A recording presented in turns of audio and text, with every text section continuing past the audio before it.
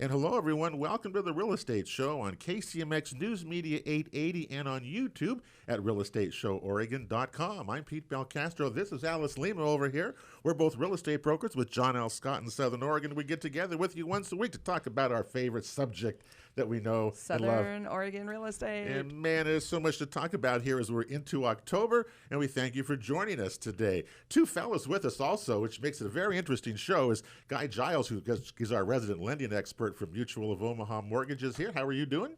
I'm good. I haven't seen you in a while. What's going on with you? You busy, or tell us what's happening in the world there that you use to survive in?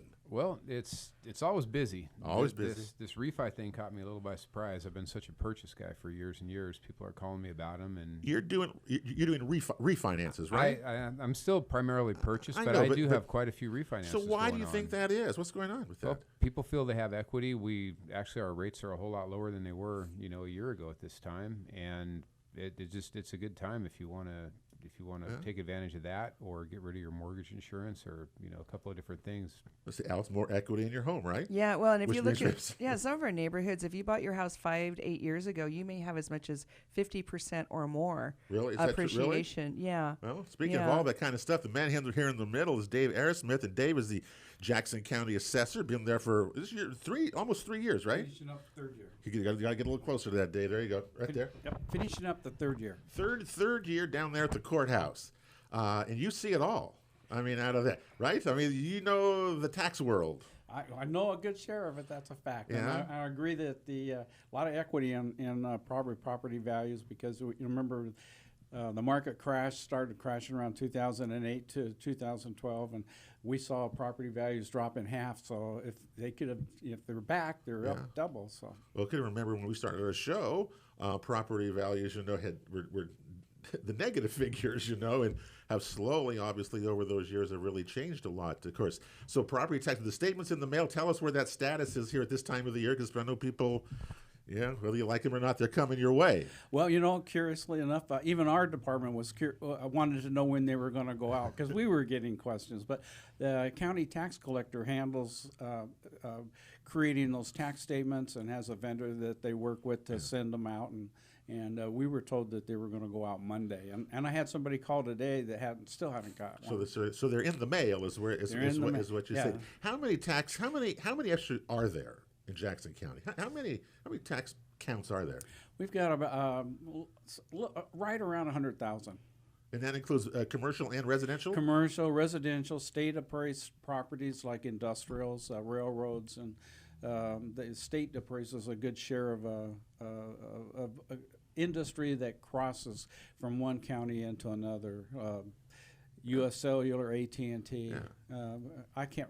It's a small number, maybe 5,000, 10,000, somewhere in there that the Department of Revenue appraises. Look, he talked about gaining equity in the year. I know you're going to tell us here in a minute about what the real market value for the county was. I guess on January 1st of 2019, correct? Which was this year, right? But before you do that, I'm curious what you two think it's going to be. Hang on a second. This is like you're catching me by surprise. Yeah, because I haven't wrote that number down. Oh, okay. Okay. Well, never mind. Okay. Okay, then tell us what you think roughly where are we going. It did go up, though. Not double digits, I don't think. No, I would believe it's somewhere between 5 and 10%. But we analyze stuff by neighborhood, so we don't analyze it across the board. But I could take last year's total number and divide it by this number. And I think they calculate the assessed value going up about 4% year over year. And remember, the assessed value is the tax value that you pay. And that's mostly based on a number called maximum assessed, which grows 3%, and then new construction gets added to the tax roll. So the old stuff that goes up 3%, and the new construction that goes on the tax roll makes about a 4% increase in MAV, and most properties are taxes based on MAV. So if MAV's going up 4%, then the assessed value is going up. And what does MAV stand for? The maximum assessed value. And that's the initials MAV, like Victor, on your county tax roll. Exactly. We always in the office say when you're talking to the public, don't use the abbreviations. Oh, Use you the got real yeah, numbers. because But people we get do. very confused by them. Yeah. Remember Oregon, and remember we have like 44% people who move here every year, new people moving here from outside, and they look at these taxes and don't understand them at all. Well, and a lot of them come from California, and Yeah. they're used to a completely different system. In California, we almost have this happen in Oregon. In California, if you sell your house, say for $700,000, and you were paying taxes on it for $200,000, the new tax rate is going to be based on $700,000, right? That's what I believe. That's what they tell me in California. That's a huge tax increase for the buyer if you don't know that. And they always ask that question. Californians ask that question Well, of because it agents, affects right? your qualification. If you're in California and you're going to have that big of a tax bill, that's going to have to be worked in to your payment, right? How all big? day I was long. Guy Giles, how big of a thing is that to people when the tax thing when you start seeing it? They love it when I'm able to tell them that, because they're just assuming that whatever their new purchase price is, if it's $500,000, I mean, rarely will you see a house that's selling for $500,000 have a $5,000 tax bill around here because of that assessed value. So it's actually it's a nice conversation to be able to have with people. And then you throw in, oh, by the way, your car is not going to cost you a fortune, whether it's a Maserati or a VW Bug. So but you're saying The registration. Yeah, and all all the that, little yeah. things add up. Guys saying that people who come in here are generally saying that they look at those tax rates and say that's not bad compared to where I'm coming from. A lot of times. Isn't that wild? Yeah, a lot of times. But if you're coming from the Midwest or you're a local, then that's a different ball of wax. Or maybe you're subject to that Proposition 13 where your taxes really hadn't gone up a whole lot in California. So every now and then you'll get them surprised that we're a little bit higher, but for the most part. I call it the 3% tax, the 3% creep. That we have in Oregon. I mean, it's 3% a year, 3% a year. Inflation may not go up 3% a year, but those taxes are going to go up 3% a year. Well, how and does this is that- what's happened. This is what's happened to us. Yeah, how does that work, Dave? How does that get decided? It's a formula. The formula is we take for this next year. We have to calculate a new MAV. We would take last year's MAV, and that's one number, and then we would take last year's assessed value and increase that 3%, and that's a second number. And whichever of those two numbers is the lowest, Is your tax value. That's your new maximum assessed value coming up, and because most people their assessed value equals the maximums assessed. Okay. Then that would become also their new assessed value. Okay. Oh, that's interesting. So how do you do new construction then? Because you're starting with They don't have nothing. a MAP. They don't have one one, of right? those. There's So no how does that MAP. work? Every year, each assessor in the county, in all 36 counties, they'll stop all their work, let's say around the 1st of September, and they'll calculate the total RMV, real market value, and they'll calculate the total MAV, maximum assessed, on your property and your property and my property. They get the total. The ratio of MAV to RMV on yours might be 70, and on the ratio on yours might be 60, and on mine it might be 50. There's no equalization on that ratio between MAV and RMV, but the idea is if we average them all out and apply that average percentage to new property, then that's a fair percentage to start new property at. So, like right now, let's say, okay. Give me in small term here. Yeah. New construction, you go out and you go look at that property, right? When it's done, place a real market value on and it. you place a real market value on that. It's a January 1st value. So Right. if they're 10% complete, then it's 10% of the value. All right, that's completed, and you do that all the time. Yeah, and then we follow it. Then the next year we'd be back, and if it's 100%, then it would go on at 100%. And if, for instance, like I'll say the maximum assessed ratio is around 70% on real property, on homeowner property right now. So if you had a $100,000 new construction, 70% of that would be $70,000, and so MAV would go up $70,000. It's interesting how they do that. See, it's all done by a formula. When you look at it, you go, gosh, it still costs you a lot of money no matter what you do because it's going up, and it goes up every year. And, that's I'm sure you know assessors, everybody hears about that all the time regarding property taxes, which are capped, right? You can only charge how much per thousand? The tax rates are capped, and they're different everywhere. The Right. county rate is $2.099 per thousand. That's Jackson County. And then you've Jackson got your County. schools, and you've got your Schools. cities, and special districts, and special votes that you could have. You could add again over that, which is what we Right. see. Right. The tax rates were permanent rates were established in 1998. Where's the highest rate in Jackson County? Who has that? You know, Nah, I just point. throw that It's got to there. be I was Ashland or gonna, Jacksonville. I would think, but I don't know that. I have looked at a couple of these bills lately, and you guys actually get little piece of the money compared to all the other places that it's going, the schools and the 4-H and all the different places. I was pretty amazed when I broke one down. You the mean other day. Jackson County's portion of that? Jackson County government's portion of that? Yeah, I was. Well, I was schools actually are pretty always shocked. going to be the top, right? I mean, schools are definitely the And public the safety. that's public safety. Well, that'd be county. I mean, if it's Yeah, in it's the county it's or in the city, county if budget. it's in the city. Remember, we also added a lot of 5-cent small levies over the years for like the Jackson Soil Water Conservation District, for OSU Extension Service, things like that in the county. But those are really small. It's really the big bonds, school bonds. It's school, most of it. City governments are pretty expensive. Right. So it's the tax rates like that. What do I want to say? The assessed value can go up 3% a year, and you would the maximum assessed could go up 3% a year, and you might think and that would equal your tax rate or your assessed value, but your assessed value may not go up the 3% that Right. MAV goes up, because only the districts like their tax those will go up 3%, but bonds that are added to the tax bill, Yeah, it's the bonds. bonds are usually like a mortgage, and they don't go up 3% every year. It's a constant payment. So So I didn't even paying think it- about that. you're- That's a good point. Medford school bonds, Ashland bonds, Central Point's new bonds. Those school bonds are all that way. yeah, so the They creep don't- on your assessed right. value might not be on your taxes might not be the 3%. It might be 2.8 or something. Yeah, well, when that 3%, no matter if it's 2.8, it goes up every year, and eventually, property owners are going to rebel around the state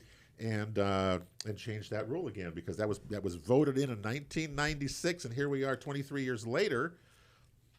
And we'll see where it goes. I don't know. It's an issue that comes up. I and talk about this a lot. when you're purchasing a home, that has to be worked out with your lender, doesn't it, Guy? Because you've got to figure out long-term qualifications. We don't really look at that. We're just taking a snapshot of the day we close, as far as that goes. So that doesn't really affect us that way. But it is, like I had a first-time home buyer in there, today, and she got pre-qualified. She's excited. And I said, you really need to come sit down with me, because there are things that happen with a house, I mean, if the air conditioner goes out, but beyond that, like you said, things will creep up, on your taxes every year. And it is definitely, it's a factor when I'm talking to people, when I'm educating them, but it's not really a factor when it comes to qualification, unless it's a new construction, because everybody's looking at the county, and, you might have a $300 tax on something, but if somebody just built a $500,000 house, we'll figure out what's called a millage rate, and we'll figure out where the taxes are, and then put a little buffer on top of that. Smart way to do that, Yeah, because that you're going to is. get it at some point. We got a break coming up here. Hang on there, Guy. We're going to talk more. Guy Giles from Mutual of Omaha Mortgage. Jackson County Assessor Dave Arrasmith is there as well. Pete Belcastro and Alice Lema. We're coming right back to KCMX right after this. Welcome back to the Real Estate Show on KCMX News Media 880 and on YouTube at realestateshoworegon.com. Next week, a show on home warranties. You might want to stay around for that as well. And as we move along here towards November in this fall selling cycle, lots going on here today. And in our room as well, we've got Guy Giles from Mutual of Omaha Mortgage here in the house with us, talking mortgage interest rates. Pretty good, though. What's the latest one you've done? What's the best one you've done lately? Best one I've done lately. Yeah, 3 point what? Well, it just really boils down to the program. I mean, I think yesterday 3.375. Jeez, that's very good. That was wow. a 15-year loan. Okay. I'll admit that. We weren't really charging anything to get that rate, but yeah, I mean, it just depends. I mean, obviously the credit score. I mean, there's so many factors that go into it, but 5% down. We're still in the mid-high threes. If you have a really good credit score, I think, you know, some of the changes that are making the biggest difference is this lender-paid mortgage insurance. It was never an attractive thing in Oregon. It was up in Washington, but I had that girl that I spoke about earlier. She's got a great credit score. She's got 5% down. Her mortgage insurance would have been about $89 a month on a $370,000 purchase. But if we do the lender paid, she's financing in $4,000. I don't want to get too deep into the weeds, but literally that only raised her payment $20 instead of raising it $89 a month. That's awesome. And so, you know, anyway, there's a whole lot of different ways that we can kind of customize, you know, just to somebody's personal thing. Yeah. And but as far as the rates go, Caterpillar had some pretty weak earnings today, some housing starts with the FHA, and you know, so I mean, we're having a little bit of headwinds in the economy. We're in for a wild year, no matter what. You know, we're so overdue for a recession that it's crazy. But I think some of the tax breaks that happened have just, you know, kind of kept the economy going. Obviously, you're going to have Republicans saying everything's perfect and Democrats saying it's all broken. You know, get us in there. And well, we had Frank Mania here a few weeks ago from Tiger Title, and Frank, I mean, there's a lot of, in our own valley here, the economy seems to be very strong, right? I mean, it is. And Southern Oregon's not really known for having robust economy all the time. So it's very, very exciting. And when he was talking about the commercial properties doing well, that's excellent, because those are businesses. Those are businesses that have hope. Yeah, and a lot of activity coming around. Consumer sentiment is the biggest piece of everything, you know. So, I mean, I think as long as everybody kind of feels good about things, you know, we're really not going to go into some kind of a deep recession. No, you know, I do worry if the Fed lowers rates, you know, they're going to too fast. They're going to have, you know, they need some bullets in their gun if they have to, but they've already started a little bit of quantitative easing again, believe it or not, a couple of weeks ago. That's, you know, so I don't know. I mean, I don't envy the Fed's job or anything, but, you know, I think we're due for a little bit of a recession. It's not going to be super deep. I don't think it's going to affect us a ton around here, mainly because California still wants to come. And even if you lose another 30-40% of your value down there, it's to say it was horrible. I mean, we're loaning good money. We have been for years and years and years. So I don't see any kind of a crash in the housing market at all. And even if there is a little bit of a slowdown or people can't quite get what they would have for their houses down in California, most of those people are to the point where they really don't want to sit out another recession and then come in a wheelchair. You know, they want to come now. So I think it's going to be fine. Well, and interestingly enough, I think if you look historically, 5 out of the last 6 recessions, the housing market still went up. Which is and that's the part we have to remind people. We're not going into that big crash again. Normally, when we have economic adjustments, the housing market is not really affected, or at least not affected that much. Usually not, and it definitely was in the last one. Which the big was, one. Yeah, which was rare. But I actually bought the house that I was in during that in 1998, and I averaged 4.3%. Just, you know, kind of doing some crude math through the whole thing, through it going up before and then the crash and then it going up again, and it's worth more than it was, you know, before that, and definitely 3 times as much as it was when I bought it in 98. So, well, yay! You know, yeah, I mean, it's always going to be a good investment in housing. Well, that's good news to hear. I want to ask Dave. We talk a lot about hemp, you know, around the valley. Everybody talks about it, you know, around and what it's doing. But in your case, in terms of the assessor and the valuation of the properties, that really hasn't had a big effect on what you do, or has it? Where's that at?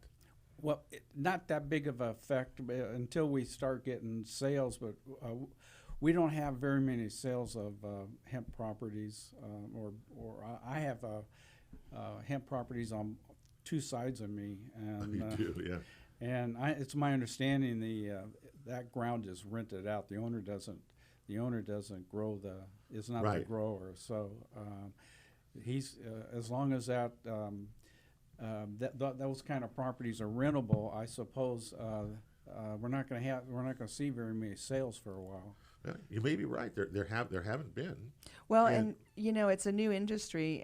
So if you just go through a business life, it's almost like a child. You have your infancy, your adolescence. yeah. So if it's just starting out, then the next natural step would be that they would start purchasing property. But we'll have to wait and see. We don't really even know how much profit there's going to be. We're not sure how everybody's getting all that stuff dried and processed.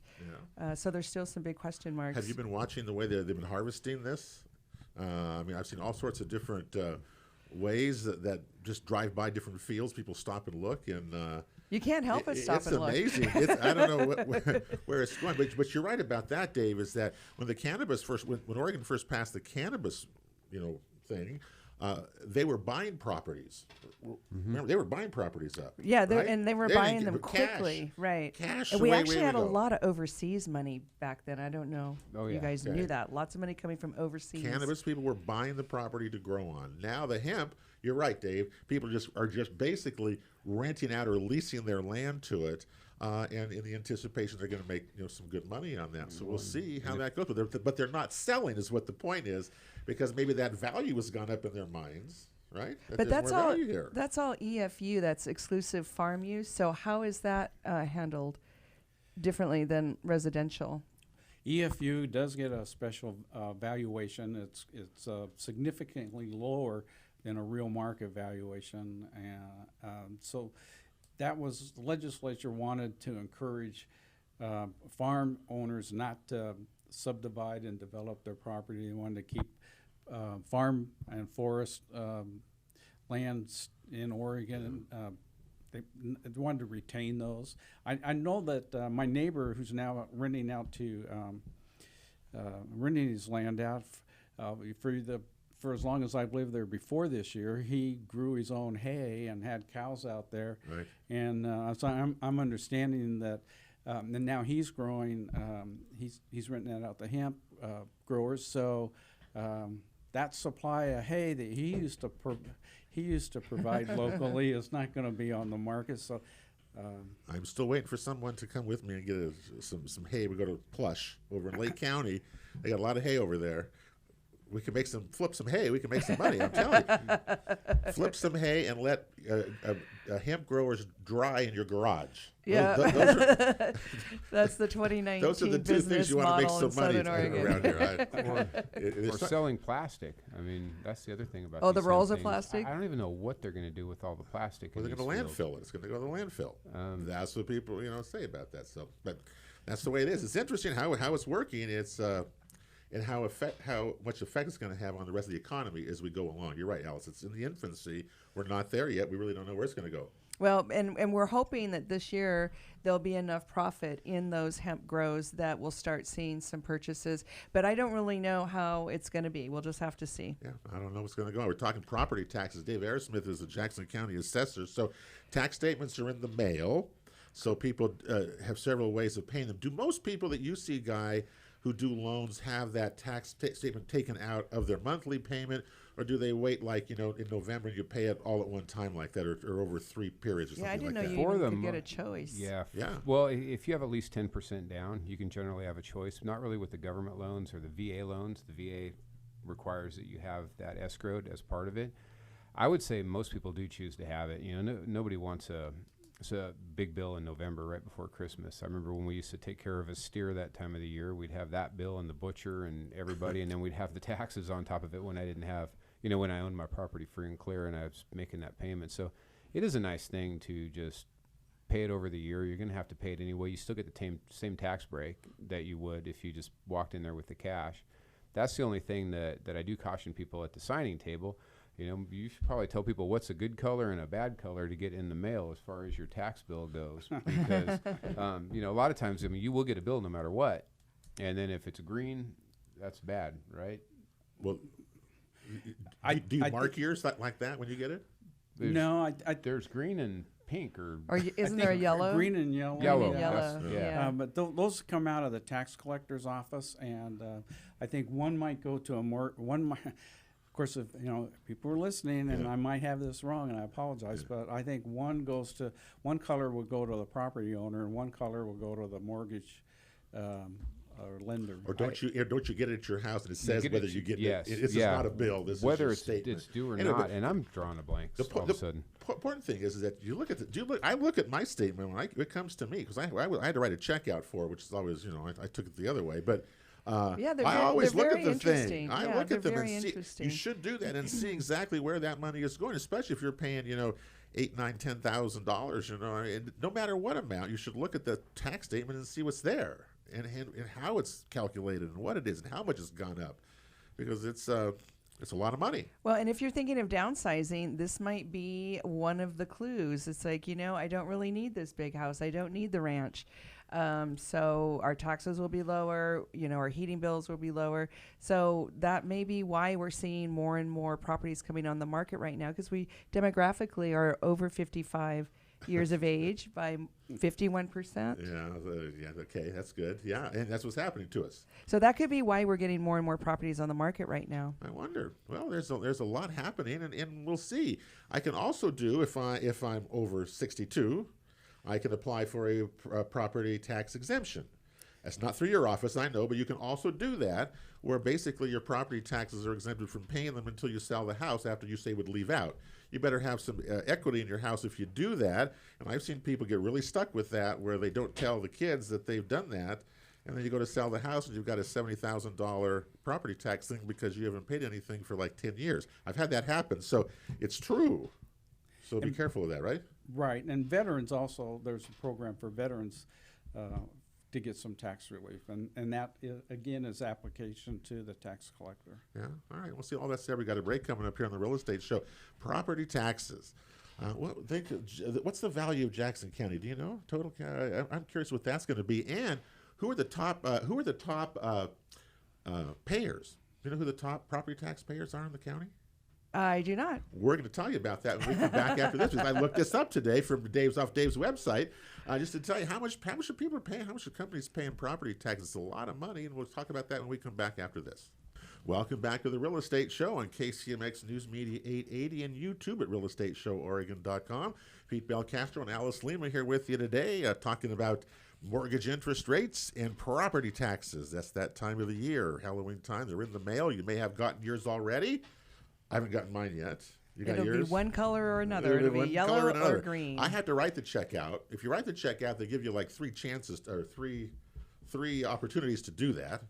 I know that when I was in government, boy, they like this time of the year because money comes in and they get paid, because they have to go from July to now without money, right? Right. Governments do. It's a crazy system. You here in Oregon. So. Just out of curiosity, I printed out today. Who pays the most property tax? I should. Who do you think? I'm going to ask the three of you. Just see, who do you think pays the most property tax? Last name's Giles. Jackson. Yeah. I guarantee you don't. Harry and David. I don't know. Yeah. I was thinking of the hospitals. I only knew this. I knew this because I in the news business. I knew this years ago. Pacific Power. Oh, wow. Is the largest property taxpayer in Jackson County, pays $3.2 million a year. Just to Jackson County? Just to Jackson County. Thank you. And that'd be a state appraised property. Is that right? They own right of ways and all sorts of. It's called a utility account. Then the Department of Revenue would set those values. Set those rates. Mm-hmm. Then a Vista Corporation would be next. So the gas company would be next. That's interesting. Charter Communications is third. Rogue Valley Manor is fourth. They pay $1.6 million in property taxes. Wow. CenturyLink, Boise Cascades, Harry and David is like 4, 5, 6, 8th. Mm-hmm. Pay $762,000. Others, Walmart, $720,000 they pay to property taxes. Lithium Motors, $636,000. And one of the big ones was Ron DeLuca. He has a lot of property, a lot of apartments, a lot of multifamily. He's one of the top. Pays almost $750,000 in taxes. So, so that puts him up there with Walmart. Is that what we're saying? Yeah, in value, in real market value of his properties. Yeah, interesting. Anyway, you can look those up on the website. They have them for each town actually that is there. So you see kind of how that's distributed out. Well, I'd hate to have to write those checks out. I'll tell you that. But anyway. Yeah, and that website is amazing. We're really lucky. You know, Jackson County is not the biggest county in the world, but we really have the most awesome online services. We're those are going to go away in a little bit, and they're going to be replaced with Yeah, something better, right? By what? We're IT information technology department is taking Front Counter, as you know it, off the website, and they're promising something new and better. And what could be new and better than that? We're waiting. We're as anxious to see it as maybe you guys are about that. I'm amazed how many we times do you get a go lot on of there. compliments on the current website. Yeah, no, it's property. If you own property again, and you can search for properties on there as well, and it gives you a lot of information. Yeah, property. I always wanted is to a use great it as a thing. bargaining tool because you can see what the last guy paid for it. Well, you can, it's all there. Everything is written there, and to see all that stuff. Yeah. So anyway, that's all that is there. So okay, well we're going to be out of if I time had to here. say So one go thing ahead. super new it's not new, but it's kind of cool. It's kind of a bridge loan that we can do. Basically, like earlier, it kind of reminded me of that when you talked about downsizing. If you have some equity in your house, we've talked about the cross collateralization, but this is another loan that as long as you list your house within 90 days after going into contract and closing on this, we can only hit you where we don't hit you at all with the payment on your current residence. So you don't have to be in that big of a rush to move out, make everything so stressful. So we have actually a program where you can come in, whatever you owe on your existing house. Okay. Again, you have to have some equity in the thing, not a ton, but decent, at least 20%. Okay. We don't have to hit you with that liability, so we're only hitting you with the liability of the new house you're buying. The risk you run, obviously, is if you can't afford that payment, even though we're not hitting you for that, you still would owe whatever you owe on that house per month while your house is selling. Right. Hopefully I'm not confusing anybody, but it's just a good way to buy another house without having to have yours sold first. And that's great. So what that does is leave it not as a contingent offer, which is what you're trying to avoid there, correct? Yep, absolutely. Yeah. Well, that gives you a lot more power in the marketplace. It's contingent offers, Yeah. or And I think it's safer because people rushing around tend to hurt themselves. I know, and it can be really stressful just buying a house in general. And then if you have to be out of yours and whatever repairs they might want on yours, I mean, it's just kind of a nice alternative. It's not for everyone, but a little kind of a niche product that we have. That's really a good one, though. I think again, I've seen multiple offers coming on properties just yesterday. So you got to be ready and you got to be prepared. And I think the contingency, what's so scary is that someone wants to sell the place, move up or down, or do something, is what kind of replacement property can you find? And that's really the problem. And trying with to time it. more and more properties coming on the market, then you have more competition. So the current sellers don't really want to do that. In the high market, they're happy to take those contingent offers. Now they're not so excited about it. It depends. The market's really funny. Yeah. It's nothing. You can never predict exactly what it's going to do or anything like that. But gosh, no matter what, there's still a lot of activity going on, and that I think is the More best so thing than going normal. on. It seems like more busy so than and amazing. normal. So Dave, what do you got? So everything's done for the year. We're going to know soon what all the new numbers are at. Which neighborhoods did better than others, or communities? Is that how you do that? Is that how you break that down? We have grouped residential properties countywide into about, I think 110 neighborhoods, and we analyze each one of those neighborhoods, and we compare the sales that are available in those neighborhoods against last year's tax roll value, and to determine if we're high or low by a percentage, and then through some statistical process, we develop a trend. So we'll take last year's tax roll and then increase it or decrease it by that trend. It's not for about 90,000 of our accounts, they're trended, so it's not, they don't get a on-site reappraisal like a bank appraisal would happen. It's a statistical analysis of a few sales against last year's tax roll value to develop a trend, and that trend could take properties that are already maybe a little higher than then they might Bring sell them all for a back little in, yeah. higher than what our value is, Yeah. and it will raise them a little bit more.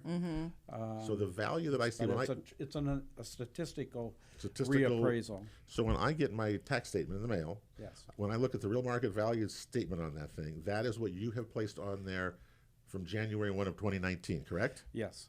Okay, so make Through sure a trending. to the trending through a part of the. So statistical make sure you method. look at that and see if yours went up or down, right? Right. Another thing to look at the MAV value. Make sure it only went up 3%. If it didn't go up 3%, you want to call and say, what happened? Why did it go up more than 3%? Okay, and that's Because that's good what you're too. taxed on. In most cases, it's not the real market value. It's It's the the tax maximum. value. Is it Tax still value. $10,000 if you pull permits on your house for 10,000 or more? Then they get it come in- reassessed at that you point. come and look at or- it. No, I think what he's suggesting is that if you put up a fence or add a little room addition or something, if it adds less than $10,000 to your real market value, it doesn't affect your MAV value. Okay. So, that's good to know. So if you put, if you put $9,999 worth of new, then your MAV value wouldn't change. But if you put 10,000 in, and if the ratio is 70%, your MAV would go 70% of 10,000 is 7,000. That 7,000 would be added to last year's MAV that increased 3%. See, I'm so glad I don't do that. And that's Aren't you- no aren't reason you- not to permit your brooms, because then No. they're not going to be worth holy as much cow, when you go to sell them. So Please. definitely. Well, do yeah, your- permitting later is yeah, more do your expensive, permitting. folks. Garage conversions, you need permits. Things. I mean, you're right. and you Adding need a that. bathroom, you Add need a it. permit. Yeah, I 'cause- remember one lady said when I told her this, she goes, "Oh my gosh, wait till I get a hold of my husband, because he's not letting me do any landscaping or any of this other stuff, because he says it's going to increase the tax." Well, that is a strategy. Yes, that's the one way to look at it, isn't it? Well, we're out of time as usual, so thank you for being with us. Thanks to Brett Nance, who ran our camera today for Thank our you, YouTube show. Brett. Thank you, Brett, for that. Guy Giles, we'll talk with you soon again. Good luck to you. Refinancing right now, good rates, so I know you're busy. Gosh, so Still a good time to buy. it Go find a is. good real estate agent. One of these two are really good too. Well, the fall's a good time right now. It's amazing as it goes along here. Dave, thanks for coming by with us, and good luck to you. Taxes are always an interesting thing, and I know people have questions. They can always, find you as well. But taxes are something we all pay. If you own property, it's part of the deal. Well, it's just good to understand. And it's great to know when you look at the statement where in the world it's coming from and where it's going. Because we want governments to use it wisely and all that kind of thing. So we work really hard for it, and we want it to be used wisely. So that's it. So thanks you guys for coming. We'll see you soon again. That'll do it for the Real Estate Show today. Thanks for joining us. For Alice Lema, I'm Pete Belcastro. Have a great week, everybody. God bless you all. We'll see you back here next weekend.